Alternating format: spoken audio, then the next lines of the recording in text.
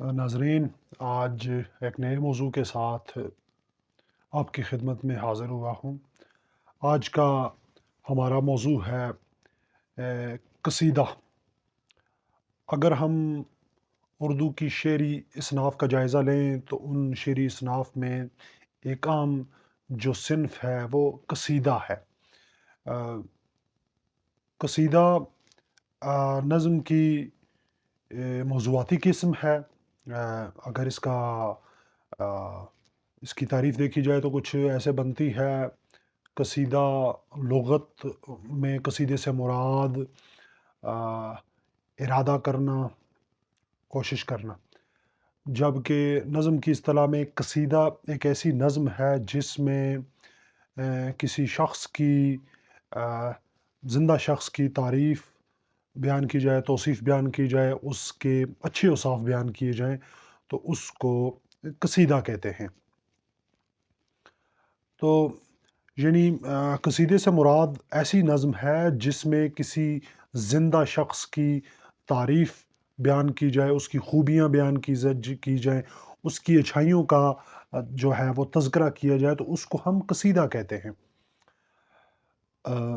تو قصیدے کے کچھ اجزاء بھی ہیں۔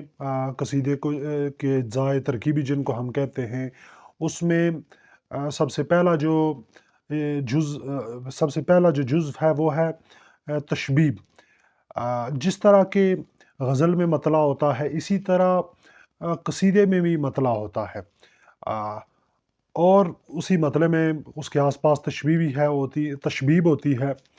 تشبیب کو جس کو نصیب بھی کہتے ہیں سین کے ساتھ۔ اب یہ قصیدے کے شروع کا حصہ ہوتا ہے جس میں شاعر براہ راست کہیں قصیدے کے موضوع پر بات نہیں کرتا، بلکہ کسی دلچسپ چیز کا ذکر کرتا ہے، کہیں شراب کا ذکر، شباب کا ذکر، یا اطراف کی کوئی بھی چیز، موسم وغیرہ کا حال۔ لیکن ان چیزوں کا تذکرہ کرتے ہوئے ایسا نہیں ہے کہ شاعر اس کو بالکل ہی کوئی ایسی چیز بنا دے قصیدے کو کہ قاری جو ہے وہ اس سے پڑھنے سے بھاگے، بلکہ وہ اس میں وہ دلچسپی رہنے دیتا ہے تاکہ قاری کو وہ مزید جو قصیدہ ہے پڑھنے پر شاعر ابھار سکے۔ تو یعنی تشبیب میں اس بات کا خیال رکھا جاتا ہے کہ جو کچھ شامل کیا جائے وہ اس قدر دلچسپ ہو کہ وہ قاری کو مزید آگے قصیدہ پڑھنے پر ابھارے۔ اور تشبیب کے فوراً بعد ہی جو قصیدے کا حصہ ہے، اجزائے ترکیبی ہے، وہ ہے گریز۔ یعنی تشبیب اور مدح کے درمیان جو پل کا کام کرنے والا حصہ ہے وہ ہے گریز۔ اس انداز سے کہ غیر محسوس انداز سے وہ مدح کی طرف جاتا ہے، جس کی خوبیاں بیان کرنی ہوتی ہیں، یعنی ممدوح کی خوبیاں بیان کرنے کی طرف جاتا ہے۔ بالکل وہ اس انداز سے جاتا ہے جس کو ہم غیر محسوس طریقے سے کہہ سکتے ہیں۔ تو یہ جو حصہ ہوتا ہے قصیدے کا، اس کو گریز کہتے ہیں۔ قصیدے کا تیسرا جو حصہ ہے، اجزائے ترکیبی ہے، وہ مدح ہے، جس میں جو ممدوح ہے اس کی خوبیاں بیان کی جائیں گی، اس کی جو شخصی اوصاف ہیں وہ بیان کیے جائیں گے، اس کی اچھائیوں کا تذکرہ کیا جائے گا، نہ کہ اس کی برائیوں پر توجہ دی جائے گی۔ ہمارے ہاں قصیدے میں ایک اور قسم بھی ہے اردو میں، ہجو، جس میں برائیاں بیان کی جاتی ہیں، اس پر ہم الگ سے بات کریں گے، لیکن اس وقت ہمارا جو موضوع ہے وہ قصیدہ ہے۔ قصیدے میں یہ اچھائیاں اور خوبیاں بیان کرتے ہوئے حد سے زیادہ کہیں مبالغہ آرائی کا کام بھی شعراء کے ہاں لیا جاتا ہے۔ یہی وجہ ہے کہ مبالغہ قصیدے کی ایک اہم خصوصیت ہے، جس میں شاعر اپنے ممدوح کے اوصاف اور اس کی خوبیوں کو بڑھا چڑھا کر اس انداز سے پیش کرتا ہے کہ وہ کوئی عام انسان نہیں نظر آتا، بلکہ کہیں جس کو ہمارے ہاں سیاسی اصطلاح میں خلائی مخلوق کہا جاتا ہے، لیکن یعنی کہ وہ اس زمین کا باسی نہیں بلکہ کہیں بہت آگے کی چیز معلوم ہوتا ہے۔ بہرحال اس میں ظاہر ہے وہی چیز لکھی جانی چاہیے جو کہ حقیقت کے بہت قریب ہو، جس کو قاری جو ہے وہ ہضم کر سکے، اس طرح ہونا چاہیے۔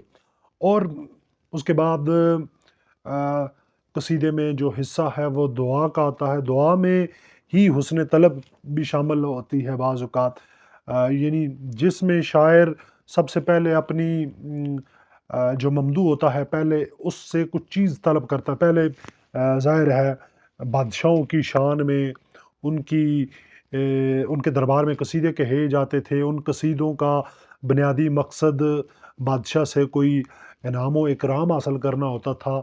تو یہی وجہ ہے کہ قصیدے میں بادشاہ کی سخاوت، اس کی جود و سخا، اس کے حاتم طائی ہونے کا اور اس کے بہت سے اوصاف جو کہ زیادہ تر وہ سخاوت سے متعلق ہوں، ان کا تذکرہ کیا جاتا تھا، اس کے جلال و جمال کا تذکرہ کیا جاتا تھا۔ اور پھر آخر میں شعراء اپنا مدعا بھی پیش کرتے تھے کہ ہمیں بھی کچھ نظر و نیاز عطا کی جائے، کچھ نہ کچھ مشاعرہ عطا کیا جائے۔ تو اسی لیے حسن طلب بھی اسی میں شامل ہوتی ہے، اور بعد ازاں جو ہے وہ شاعر اپنا جو اس کا ممدوح ہوتا ہے وہ اسے لمبے عرصے تک زندہ رہنے کی دعا بھی دیتا ہے۔ تو